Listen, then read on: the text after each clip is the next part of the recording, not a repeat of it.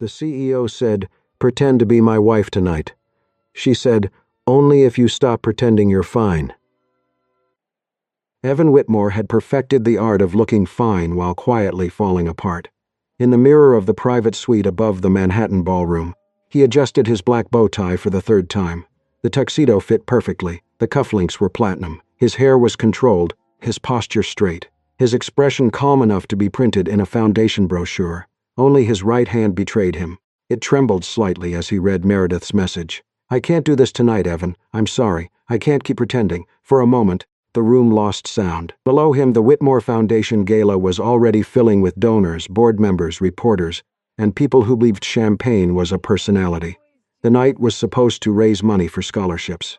It was also supposed to prove that Evan was stable, respectable, and surrounded by a family strong enough to keep custody of his 8-year-old niece, Lucy. Without Meredith beside him, the lie of his marriage would begin to crack, and Henry Vale would be waiting with a hammer. His phone buzzed again, this time from his mother. "Control the room." Evan stared at the message until the words blurred. That was Victoria Whitmore's solution to nearly everything. Grief, scandal, childhood fear, bad press, family collapse. Control the room. He slipped the phone into his pocket and practiced a smile. It looked like a man greeting investors.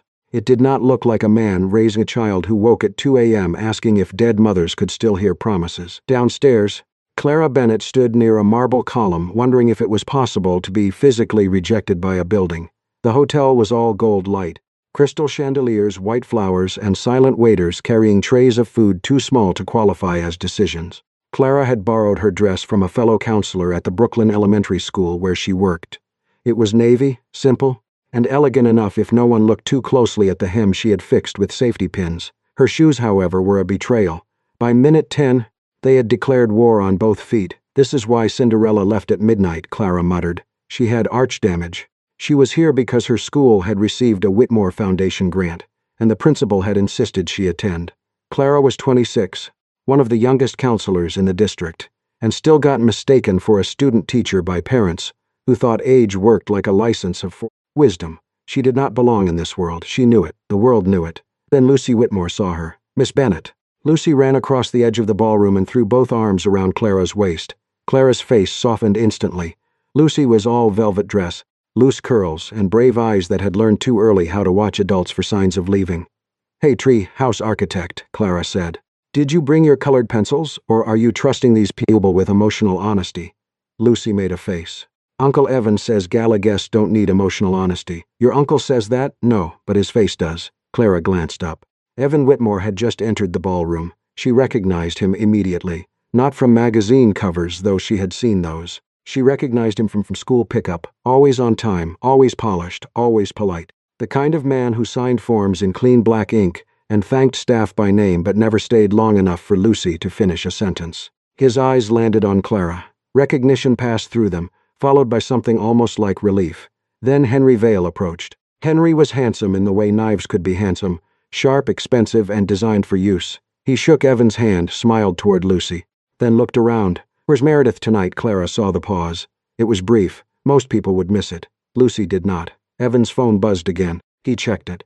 Whatever he saw drained the last color from his face. Henry's smile grew. Evan looked toward the side hallway, then toward Clara and Lucy. His decision happened too fast to be wise. "Miss Bennett," he said, voice low, "may I speak with you for 1 minute?" Clara followed him into the hallway, mostly because Lucy was watching, and partly because Evan looked like a man trying to stop a building from collapsing with one hand. He turned to her. "Pretend to be my wife tonight." Clara blinked, then blinked again. "I'm sorry."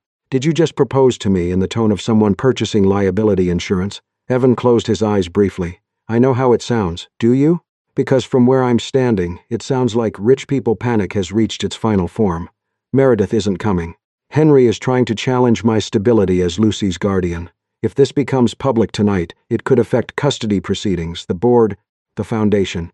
And your solution is to grab the nearest school counselor and turn her into emotional duct tape." He flinched. Good, Clara thought. At least he could still feel impact. "This is about Lucy," Evan said, that stopped her from walking away, not because she trusted him. Because Lucy stood a few steps away, pretending not to listen, holding her little silver purse with both hands. Her face carried the terrible seriousness of a child watching adults lie badly for her benefit. Clara looked back at Evan. "You don't need a wife." she said quietly.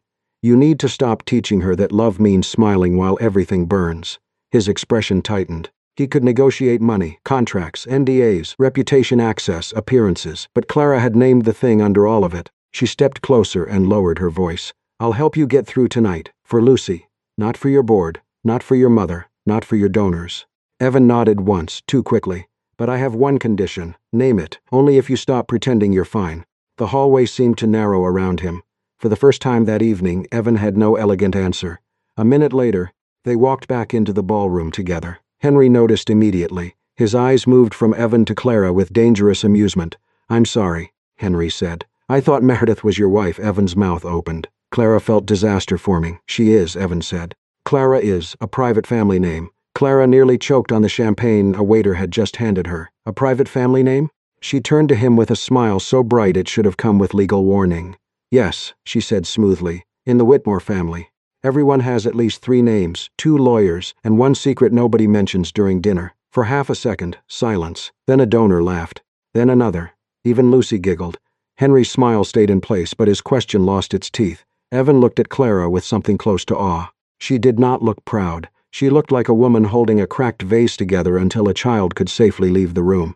And Clara, watching Evan's hand tremble as he reached for his water glass, understood something she had not expected. He was not cold. Not exactly. He was a man who had become dangerously good at standing upright while breaking inside. For the next hour, Clara Bennett became Mrs. Whitmore by force of posture, improvisation, and the stubborn refusal to let rich people see her panic. Evan moved beside her through the ballroom like a man walking a tightrope in polished shoes. Every handshake had weight. Every smile had a witness. Every donor seemed to know just enough about his life to be dangerous. Before each introduction, Evan murmured fragments of their invented marriage like emergency instructions. They had met in Boston. They had married privately. They hated discussing personal matters in public. Clara listened, nodded, and decided the entire story sounded like a tax filing with emotional problems. Still, she played along, not perfectly. That was what made it work. Evan was too controlled to be believable as a happily married man. Clara, on the other hand, had the natural looseness of someone who did not care whether a billionaire's wife approved of her fork choices. When an elderly donor's wife asked how they had fallen in love, Evan inhaled as if preparing a statement for federal review. Clara saved him by smiling and saying it had happened slowly, against better judgment. For half a second, Evan forgot himself. A real laugh almost escaped him. He caught it late, but Lucy saw. The little girl sat at the children's table nearby, watching her uncle with wide, suspicious eyes. Evan Whitmore did not laugh like that. Not at school pickups, not during parent conferences. Not when Lucy showed him drawings of tree houses with secret rooms where nobody could leave without permission. Clara noticed Lucy noticing. That was the problem with children. Adults thought they were hiding storms because they had closed the curtains. But children could still hear the thunder. The gala rolled forward in gold light and controlled applause. Clara stood through photographs, donor greetings, and small talk about endowments. She learned that wealthy people could make even charity sound like a merger. She also learned that appetizers at this level were less food than suggestion. A waiter offered her something the size of a postage stamp. Clara stared at it. It appeared to be a cracker wearing a hat. Evan glanced down and saw her expression. The corner of his mouth moved. She leaned slightly toward him and murmured that the cracker had artistic ambition but no practical value. Evan had to turn his face away under the pretense of acknowledging someone across the room. Later, she found herself trapped between 2 donors discussing yacht schedules. Clara misunderstood the phrase boat season and asked, with genuine concern, whether that was when boats reproduced. The silence lasted one elegant, catastrophic second. Then Evan coughed into his fist. After that, something changed. He stopped treating Clara only as a solution to a crisis. He started watching her as if she were a window opened in a room he had been suffocating in for years. Clara did not admire his money. She did not fear his mother. She did not melt when board members said his name with reverence. She looked at him as if his title were simply one more thing he hid behind, and Evan, to his own surprise, began to breathe more easily beside her. Lucy found Clara near the dessert table while Evan was pulled into a conversation with trustees. The child's small hand slipped into Clara's palm with an urgency that did not match her velvet dress. Away from the crowd, Lucy looked up at her and asked whether grown-ups were allowed to lie if they called it protecting someone. Clara did not answer quickly. She had spent enough time with children to know they hated soft lies more than hard truths. Soft lies made them feel foolish for knowing what they knew. So Clara crouched carefully, ignoring the protest from her borrowed shoes. She told Lutz that grown-ups sometimes lied because they were scared. Sometimes they thought fear became smaller if they covered it with prettier words. But lying did not make fear vanish, it only made children carry it without a name. Lucy absorbed this with the grave expression of an 8-year-old who had already carried too many unnamed things. Clara wished, fiercely, that Evan had chosen courage earlier. Then Meredith arrived. She did not make an entrance. She did not need to. The room shifted around her anyway. Meredith Shaw was beautiful in a quiet, expensive way, with a silver dress and a face that looked composed from a distance and tired up close. Clara saw Evan go still. Meredith saw Clara at his side and understood the entire lie before anyone explained it. There was no shouting. That somehow made it worse. Meredith took Evan aside near a side corridor lined with white orchids. Clara watched from across the room, Lucy half hidden behind her skirt. Evan's posture was rigid. Meredith's hands remained folded, but her face held a pain Clara recognized. This was not a villain discovering she had been replaced. This was a woman realizing she had been erased for convenience. Meredith had once loved Evan, perhaps not as a wife should, but as someone who had shared a house, a public name, and the unbearable grief after Lucy's mother died. Their marriage had become scaffolding around a family collapse. Useful, visible, hollow. She did not want to be that scaffolding anymore. Clara could not hear every word, but she caught enough. Meredith had come because she could not bear the headlines that might follow her absence. She also could not bear to keep standing in a life that was no longer hers. Evan begged her not to expose the truth tonight. Not for the board. Not for his mother. For Lucy. Unfortunately, Lucy heard her name, and enough of the truth around it. The child's face went blank in that frightening way children's faces do when emotion is too large to show. Then she turned and ran. Evan saw her disappear and panicked. But even his panic was trained. He looked toward the donors first, toward Henry Vale, toward the cameras. His body wanted to chase Lucy. His lifetime of control held him in place. Clara did not wait. She found Lucy in the coat room, tucked between fur wraps and black wool overcoats, hugging her knees beneath a rack of expensive winter things. The room smelled like perfume, cedar, and old money. Clara sat on the floor beside her, not caring what happened to the borrowed dress. Lucy asked if adults always left after promising they would stay. The question hurt because it was not only about Meredith. It was about Lucy's mother, her absent father, her uncle's perfect smile, every adult who had tried to protect her by becoming unreadable. Clara held her gently and did not lie.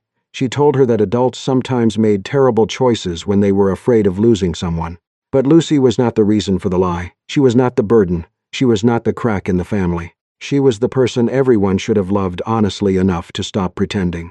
When Evan entered, he looked less like a CEO than he had all night. His bow tie was slightly crooked. His face had lost its careful polish. He saw Lucy crying in Clara's arms, and something in him folded inward. Clara's eyes warned him not to perform, so he did not. He sat on the coat-room floor in his tuxedo, leaving a careful distance between himself and Lucy. He told her Meredith, and he were not married in the way Lucy thought. He said he had been afraid that if people knew the truth, someone might decide he was not the right person to take care of her.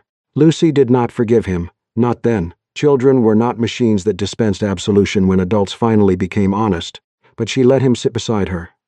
Clara stood quietly and stepped toward the door, giving them the privacy Evan should have created from the beginning. Before she left, she heard Lucy ask if he was okay. For once, Evan did not say he was fine. His answer was quiet, uneven, and real. He said he was scared. Lucy reached for his hand. Clara paused outside the coat room, one hand against the wall, her own eyes unexpectedly warm. The lie had not ended. Not yet. But for the first time that night, one honest sentence had survived inside it. By Monday morning, Clara Bennett had become a rumor with good lighting. The photo was everywhere in the small, hungry corners of social media that cared about wealthy families and charity scandals. Evan stood in a black tuxedo beside Lucy, one hand gently resting on the child's shoulder. Clara stood on Lucy's other side, caught mid-smile, looking softer and more intimate than she had felt. The caption beneath the article read, "Whitmore CEO appears with mysterious wife at scholarship gala." Clara stared at it in the teacher's lounge while the coffee machine coughed into a paper cup with the sound of a dying tractor. Her phone buzzed with messages from coworkers. Some were curious, some were teasing. One simply said, "Girl, explain." Clara turned the phone face down. She had spent one night pretending to be someone's wife and somehow looked more married online than most people did after 10 years and a Costco membership. Across Manhattan, Victoria Whitmore was less amused. She summoned Clara to the Whitmore Foundation office that afternoon. The building was all glass, height, and money pretending to be sunlight. Victoria sat behind a desk with fresh white flowers, a legal pad, and the expression of a woman who had never once lost an argument by accident. She did not waste time scolding Clara for the lie. That would have been simple. Instead, she treated Clara like an unexpected but potentially useful problem. For a few weeks, Victoria explained, Clara could continue appearing in carefully chosen settings, a school visit, a family photograph, perhaps one dinner before the custody hearing. Nothing vulgar, nothing dramatic, just enough to calm speculation and show Lucy surrounded by stability. Then Victoria slid an envelope across the desk. The number inside was large enough to make Clara's stomach tighten. It was also exactly the reason she pushed it back. Lucy's trust was not something adults got to rent by the hour. Victoria's face hardened, but Clara did not soften. At 26 she was used to powerful adults assuming her age made her easier to rearrange. Parents did it at school. Administrators did it with budgets. Men in expensive suits did it with smiles. She had learned to stand still and let them realize she was not furniture. Evan found her in the lobby as she was leaving. He looked tired in daylight, less polished. The kind of tired that did not come from missing sleep but from holding up a ceiling no one else admitted was falling. He apologized, not elegantly. That helped. But he also admitted he did not know how to protect Lucy without continuing the performance. The court wanted stability. The board wanted order. His mother wanted a family portrait with no cracks visible from the street. Clara listened, then told him the truth he kept trying to walk around. The problem was not that he needed help. The problem was that he kept using perfection to cover damage until everyone around him had to guess what was real. A few days later, Evan came to Lucy's school for a meeting. This time he arrived without assistance, no legal team, no mother, no strategy folder thick enough to crush a child. He watched Clara work before the meeting began. A boy with panic attacks sat across from her, twisting a shoelace around his finger. Clara did not drown him in sweetness. She spoke calmly, directly, giving him words small enough to hold. Later, she helped a girl whose parents were divorcing draw two houses, connected by a bridge, instead of pretending one house had not broken. Evan began to understand her strength. It was not softness, it was accuracy with kindness inside it. After school, Clara and Evan helped Lucy build a model treehouse for a class project. Lucy insisted it needed 3 exits because people should be allowed to leave without disappearing. Evan did not know what to do with that sentence, so he concentrated on the hot glue gun and managed to attach a popsicle stick ladder to his own cuff. Clara called him a legal hazard with good hair. Lucy laughed so hard she dropped a packet of tiny cardboard windows. Evan laughed too, and for a few minutes nothing was being performed. That was the dangerous part. Clara found herself noticing things she should not notice. The way Evan lowered his voice around frightened children. The way he watched Lucy when she was not looking, as if love had made him permanently afraid. The way he drank terrible teacher lounge coffee without complaint, though his face suggested he was reviewing his will. She liked him. That frightened her more than Victoria's envelope, because liking Evan made the lie harder to hate. Then Henry Vale sent the photograph. It arrived on Evan's phone at 9:13 p.m., Clara leaving the gala with Lucy's hand in hers. Evan behind them, expression protective, almost intimate. A message followed. Interesting choice, using the counselor's scenery. The custody reviewer may have questions. The next morning, Meredith came to see Clara, not at Whitmore's office. At the school, after dismissal when the hallways smelled like crayons, floor wax, and leftover cafeteria pizza, Meredith looked less like the woman from the gala now. No silver dress, no diamonds, just a camel coat, tired eyes, and dignity that seemed to cost her something. She did not accuse Clara of stealing anything. That would have been easier too. Instead, she said, the press had turned her into the missing wife and Clara into the mysterious replacement. She had spent years standing beside Evan because he was kind, because grief had swallowed his family, because Lucy needed familiar faces. But kindness was not marriage. Shared grief was not love, and being useful was not the same as being chosen. Clara had no defense because Meredith had not attacked her. The conversation heard in a quieter way. Before leaving, Meredith said Clara might be the first woman Evan truly looked at instead of looking through on his way to duty. There was no bitterness in it, only sadness. That made it worse. The confrontation came 2 days later at Lucy's school meeting. Clara expected Evan, Lucy's case representative, and the school administrator. Instead, Henry Vale arrived with Victoria. Henry wore concern like a tailored coat. Victoria looked composed enough to frighten furniture. In front of the custody representative, Henry asked whether Clara had crossed professional boundaries by pretending to be Evan's wife. He asked whether Evan had created a false family environment for Lucy. He asked whether a child already grieving could be safely placed with a man who used deception as crisis management. The room seemed to shrink around Clara. Every adult turned toward her. She could have lied. She could have said the gala was misunderstood. She could have protected Evan with one more polished story. But Lucy was sitting outside that office with a backpack full of colored pencils and too many reasons to distrust adults. So Clara told the truth. The night of the gala had been wrong. It had come from fear, but fear did not make dishonesty harmless. She had agreed because she wanted to shield Lucy. But shielding a child with a lie only taught the child that truth was too dangerous to survive. Then she said what mattered most. Lucy did not need a perfect family. She needed adults brave enough to repair what they broke. Evan stood before anyone could redirect blame. He said Clara had not been hired, bought, or used with her consent beyond one desperate mistake he should never have asked her to make. If anyone had confused protection with performance, it was him. If anyone needed to be evaluated for that lie, it was him. Clara looked at him then. Part of her was grateful. Part of her wished he had found that courage before her name became evidence. After the meeting, she walked out alone. Evan followed her only as far as the hallway. She told him she could not keep being his emotional crutch. Not for the board, not for his mother, not even for Lucy. His face changed, but he did not argue. That was how Clara knew he had finally understood something. If he cared about her, truly cared, then the first loving thing he could do was stop turning her into the answer. By the week of the custody hearing, Evan Whitmore had learned that a lie did not collapse all at once. It frayed, first in headlines, then in boardroom whispers, then in a child's drawings. Lucy had stopped drawing tree houses with ladders. Her latest pages showed wooden rooms high in the branches, windows glowing yellow, but no stairs, no ropes, no bridges, no way in or out. When Evan asked why, she kept coloring and said there were no stairs, nobody had to leave. That was when he understood. He had spent months trying to protect Lucy from abandonment by building a perfect story around her. Instead, he had taught her that love was a house with hidden exits.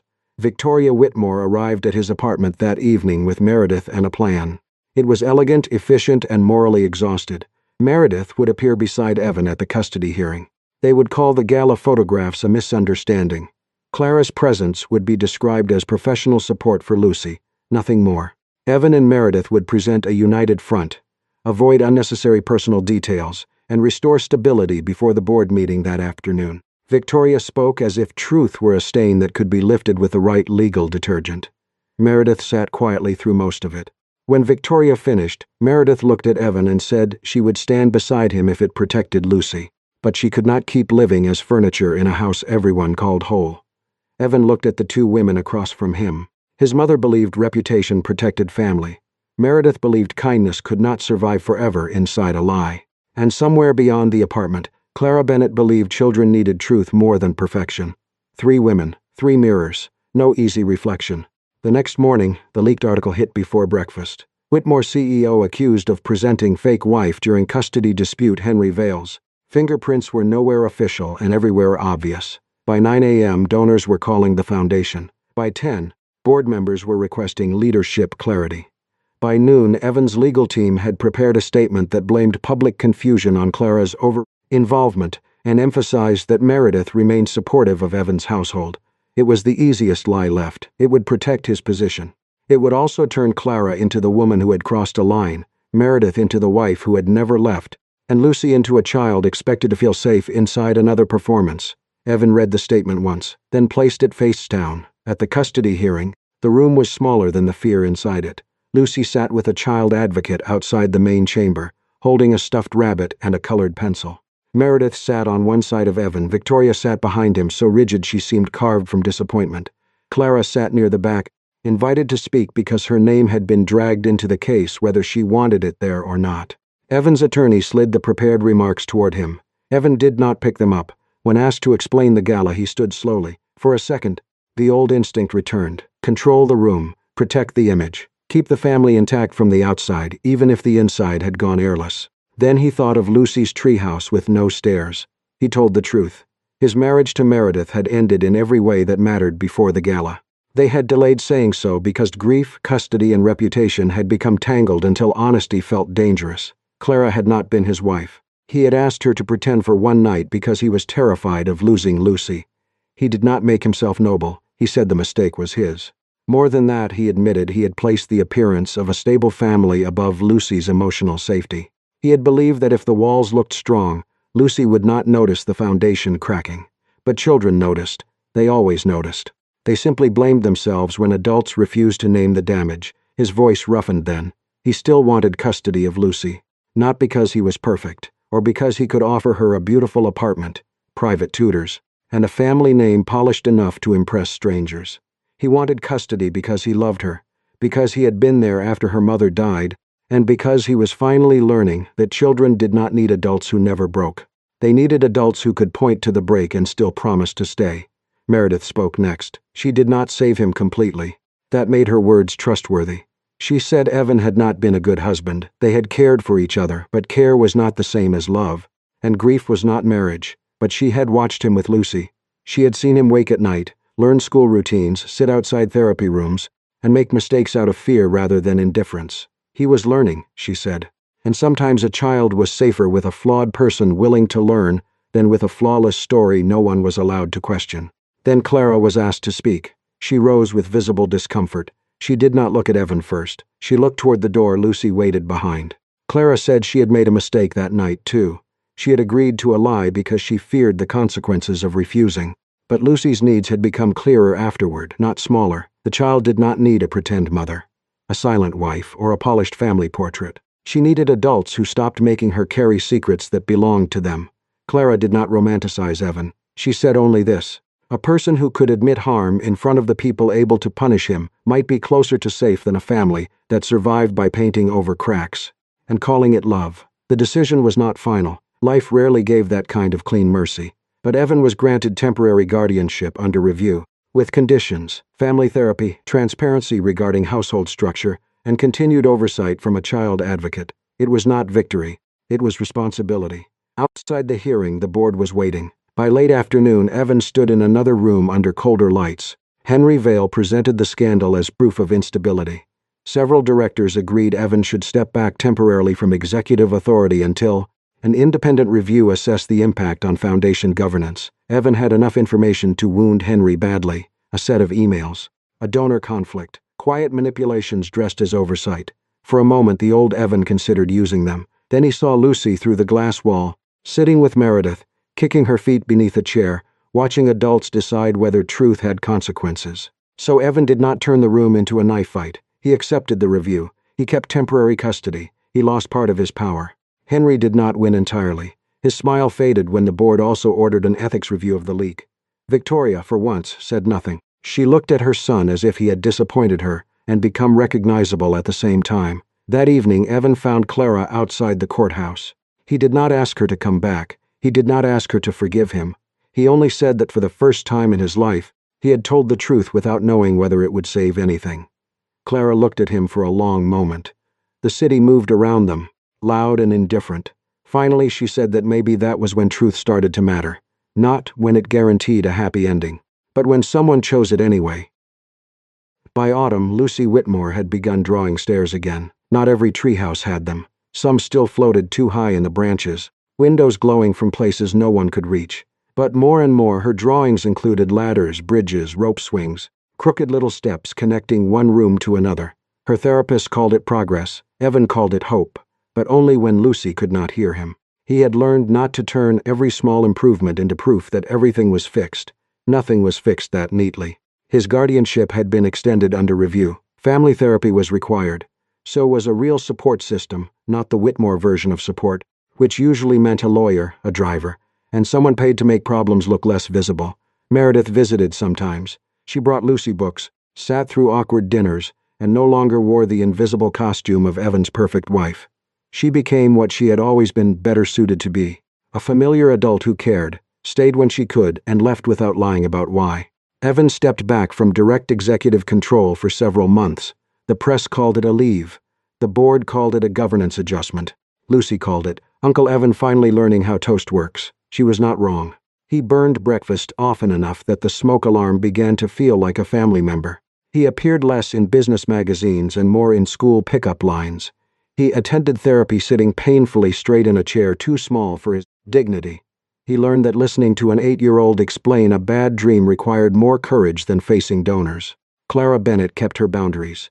Before she let herself meet Evan as anything other than Lucy's former counselor, she transferred Lucy's care to another therapist. She documented it, explained it, and made sure no one could mistake love for professional compromise.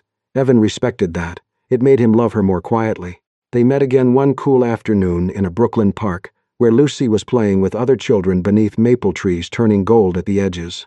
Evan arrived carrying 2 coffees in a small brown paper bag from a bakery. Clara eyed the bag. "Is that an apology pastry? It's a cinnamon roll." "Reasonable. I once said wealthy apologies should be judged by whether the dessert is normal enough to trust." I remembered. She took the coffee, then studied him. He looked different without the gala lights. Still handsome, still controlled in the bones, but less polished at the edges, as if he had stopped buffing away every sign of being human. He did not say he was fine. Instead, he told her he was still scared, still clumsy, still tempted, some mornings, to become the old version of himself because perfection was easier than honesty. But he no longer wanted Lucy or Clara to love a man edited for public approval. Clara listened. The wind moved through the trees. Nearby, Lucy shouted instructions about a game that appeared to have no rules except her authority. Clara said she did not love perfect men. She also did not want to become the woman assigned to repair him. She only wanted to know if he could keep telling the truth with her, especially when it was uncomfortable. Evan said yes, not quickly, not like a promise made to win the moment, like a man choosing something he knew would cost him. Then he asked if she would have dinner with him. No fake marriage, no gala, no boardroom, no scandal to survive, just dinner. Clara considered this with exaggerated seriousness. "If you booked a restaurant where the appetizer is the size of a postage stamp, I'm leaving. I booked a diner." "A diner? All-day pancakes." Clara smiled despite herself. "That is significant personal growth." Lucy ran toward them then, cheeks flushed, hair coming loose from its braid. She held out a drawing in both hands. A treehouse. This one had windows, a ladder, a rope bridge, and 3 people standing beneath it. Above the branches, in Lucy's careful handwriting, were the words, "People can leave and still come back honest." Evan looked at the drawing for a long time. Then he looked at Clara. Clara did not take his hand immediately. She only reached over and touched his wrist, small, quiet, real, no cameras. No witnesses who mattered beyond a child with colored pencils and a man learning not to hide. Their love had not begun when Clara pretended to be Evan's wife. It began when she asked him to stop pretending he was fine. And it grew when he became brave enough to lose the perfect version of his life, so the people he loved could finally breathe. Sometimes the most dangerous lie is not the one we tell other people. It is the quiet one we repeat to ourselves. "I'm fine, I can handle it. No one needs to see the crack." But love was never meant to be a performance under bright lights. It was never meant to be a perfect smile at a gala, a perfect family photo, or a perfect answer prepared by lawyers. Love begins in the moment someone sees you trembling and does not ask you to look stronger. It begins when a child is finally allowed to ask hard questions. It begins when a man who spent his whole life controlling the room finally chooses to tell the truth inside it. So tell me, would you have forgiven Evan? Would you have trusted Clara's condition? And have you ever loved someone who kept saying they were fine, even when their heart was clearly breaking? This is Soul-Stirring Stories. Remember, the people who love us do not need us to be flawless. They need us to be honest enough to stay.